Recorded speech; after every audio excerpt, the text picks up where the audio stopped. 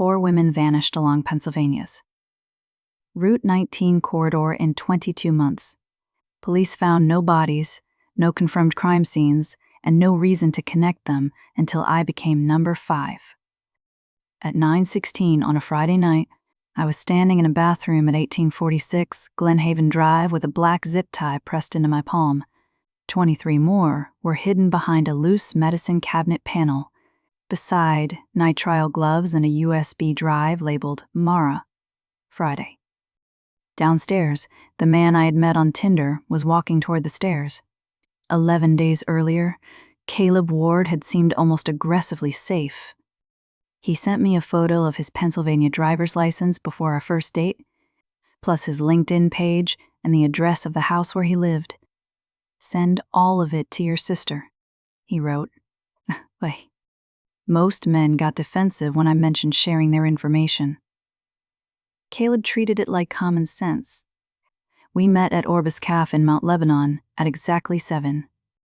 He remembered my shellfish allergy from one message I had sent 3 days earlier, did not touch my drink, and switched sides on the sidewalk so he was closer to traffic. That last part was almost corny, but I noticed anyway. His profile said he was 34 and worked as a residential insurance estimator. There were pictures of him holding a 3-legged rescue dog and standing beside a red 19. 68 Schwinn bicycle. On his right hand, he wore a scratched silver ring. Caleb said it had belonged to his older brother, Owen, who had disappeared during a kayaking trip on Lake Erie 31 months earlier. "He was not found?" I asked. Caleb shook his head once. "Just the kayak." For our second date, he offered to cook at the suburban house he had inherited. When I arrived, he showed me the front door camera, the basement egress window, and the keypad code 0417. He even demonstrated the 2 green release tabs on the window latch. "So you know you are not trapped," he said. I laughed because it sounded dramatic, then texted my sister a picture of his license sitting on his kitchen counter. Dinner was chicken, roasted carrots, and a bottle of cheap Pinot Noir he had poured into a glass decanter like it cost $90. The fireplace smelled heavily of cedar, and by 9, my left temple had started pulsing. I asked whether he had ibuprofen. "Upstairs bathroom," he said. "Second shelf, behind the blue mouthwash." The bottle was exactly where he said, CVS brand, 200 milligrams. When I pulled it out, the back of the cabinet tipped forward with a soft plastic click. Behind it sat a bundle of Panduit Pan. Tie restraints, the heavy black kind used for electrical cable. The label read PLT4HL0. They were 14.5 inches long, except for 3 that had been cut down to 7.25. Each shortened end had a red Sharpie dot. Beside them was a box of Medline Restore nitrile gloves, size small. My phone nearly slipped into the sink. I caught it against the faucet, opened the camera, and took one picture. The screen said, "Uploading," and it stayed that way. A USB drive lay beneath the gloves. It had no logo. White tape wrapped around it with Mara, Friday written in block letters. There was a beige smear near the cap, almost the exact shade of foundation I was wearing. A floorboard creaked outside. I pushed everything back and lifted the false panel into place. The magnets caught, but one toothbrush tipped sideways. I tried to fix it, then heard another step and put one shortened zip tie behind my back. Caleb stopped outside the bathroom. "You okay?" I answered. "Yeah, migraine." Through the small window over the toilet, I saw a black Subaru Outback idling beneath a streetlight. It rolled away without headlights. My first thought was Eric. Eric Sloan had been my boyfriend for 4 years. After we split, he used an old Apple family sharing account to check my location until I caught him. He had also sent 17 1-cent Venmo payments in a single night so his name would keep appearing on my phone. Once, during an argument, he told me he could ruin every future date I had. I stepped into the hall. Caleb looked at my face, then toward the window. "What?"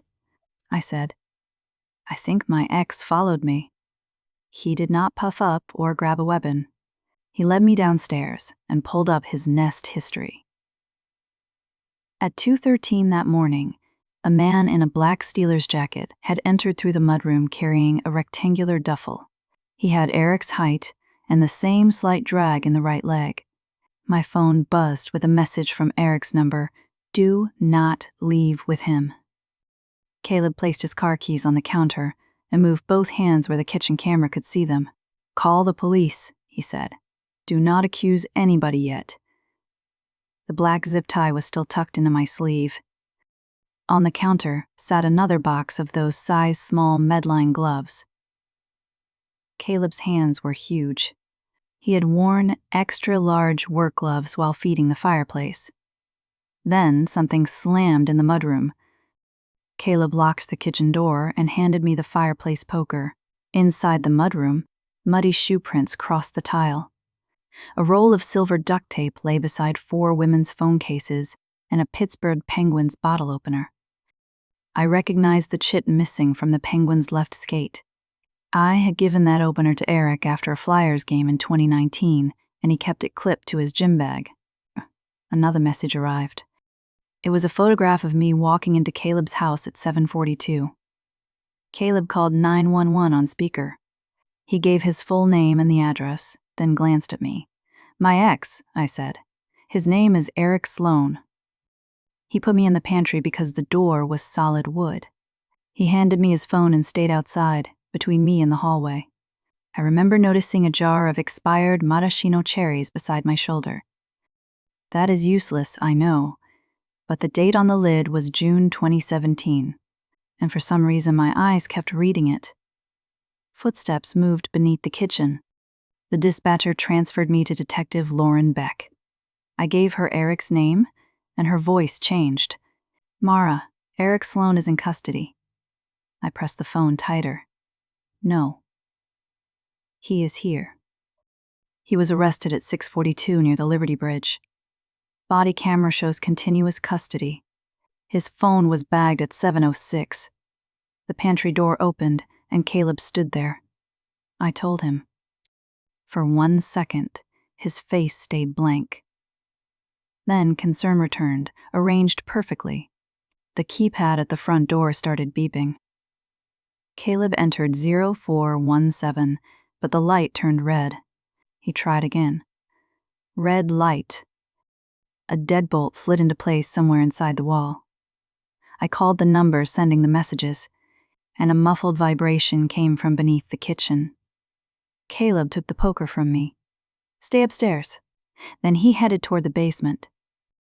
I waited 3 seconds, maybe 4, and followed. The vibration came from behind a rolling shelf, stacked with Tide detergent. When I pulled it, the entire shelf moved on a track, revealing a narrow door. The room on the other side glowed blue from computer monitors. 11. Android phones were lined across a folding table. A police scanner whispered beside a Dell Optiplex tower, and 4 file folders carried the names of the missing women. A 5th folder had mine. A woman in a black Steelers jacket spun toward me. She was small, maybe 5'4", with one shoe built up under the heel. Blue Medline gloves covered her hands. "Mara, wait." She reached for a stun gun. I swung the laundry room door into her wrist, and the device snapped against the concrete and fired. She lunged, grabbed my hair, and drove me into the table. Phones hit the floor, and one kept vibrating with Eric's number on the screen. I shoved the metal pedestal beneath the dryer into her shin, and she folded. I got outside and locked the hidden door. On the nearest monitor, folders were marked with dates, locations, and dating app usernames. The woman's name was Jenna Pike. Later, police learned she had reviewed user reports for a dating platform as a contractor. At first, I thought she was the killer. Then I saw the word approved on every victim file. Beside it was an administrator key, OW091283. The basement door shut behind me. Caleb stood at the bottom of the stairs holding the 3 shortened zip ties. He must have taken them from the cabinet while I was inside the pantry. His face looked different without the concern, not angry, just empty. He flicked one tie open with his thumb and measured the loop against my wrist from 6 feet away. The 7¼ inch length was not random. Police later found calculations made from photographs on my yoga studio's public page. My wrists had been measured from pixels. The red dots marked restraints that had already been cleaned and assigned. On the computer behind him, a schedule showed my death at 10:05, Jenna's staged entry at 10:22, and an anonymous tip about Eric's car at 10:31. A plastic bag in the corner held a coffee lid with Eric's name written on it, carrying his DNA. Caleb moved forward. I raised the poker, but he caught the shaft, twisted it, and drove me into the washer.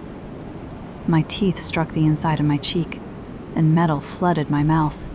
One line appeared on the monitor as the screen refreshed. Mara, account, travel posts, 180 days. He was not planning to hide my death. He was planning to keep using me afterward. I kicked his knee and ran for the egress window, but the latch would not move at first. Then I remembered the 2 green tabs he had shown me while he was performing safety. Both down, pull inward. The opening was 20 by 24 inches. I went through head first, tore my blouse on the frame, and landed in wet mulch. Caleb came out the back door after me. A neighbor's Ring camera caught the rest, me crossing the lawn barefoot, Caleb holding a zip tie. Police cruisers turned onto Glenhaven while he tried to grab me by the hair. 19 hours later, his fingerprints came back under another name. They did not match Caleb Ward's teaching license application. They matched Owen Ward, whose prints had been stored after a juvenile burglary arrest in 2001. The drowned brother was standing in the interrogation room. Police stood beneath a concrete garden pad behind the house. Under 6 inches of poured slab, they found the real Caleb. Dental records matched, along with a healed fracture in his left wrist. That silver ring came back too. Inside, it was an engraving, OW, September 12, 1983. A marina photograph showed Owen wearing it 2 hours before the kayaking accident. He had sat across from me at Orbis, touched that ring, and described grieving for a dead brother while wearing proof that he was the brother who was supposed to be dead. The safety habits were not Owen's. They belonged to Caleb. Detectives found old messages from the real Caleb telling women to share his license, his address, and his plans with friends. There were rescue dog photos and notes about allergies. He really did walk on the street-facing side of the sidewalk. Owen had murdered him, read years of his messages, copied his gestures, and turned his decency into bait. Jenna's files showed 4 previous women selected for clean credit, useful credentials, or relatives who rarely checked on them. Their profiles stayed active after they disappeared. Travel photographs went up, messages continued, and one victim changed jobs online 6 weeks after police listed her as missing. My file had a second folder inside it labeled Face Match Columbus Asset. He had not only planned to kill me, my photographs, work history, voice samples, and identification were already packaged for another woman to use. 19 days after the arrests, Tinder sent me an emergency data export. On the final page was a verified profile created at 10:01 that Friday night, 4 minutes before the schedule said I was supposed to die. It had my name, my employer, and my college. The location was Columbus, Ohio. The main photograph showed me standing in Caleb's bathroom wearing my green blouse. The camera angle came from inside the medicine cabinet, directly behind the loose panel where the zip ties had been hidden. The profile had matched with 12 women. One meeting was scheduled for Sunday at a Sheetz off Interstate 70. Police canceled it and seized Jenna's server. Most of the messages were queued there, but one was not. At 3:12 in the morning, while Owen and Jenna were locked in separate monitored cells, My duplicate account told a woman named Paige that I had made it home safely. I refreshed the export. The location changed from Columbus to 1 mile away.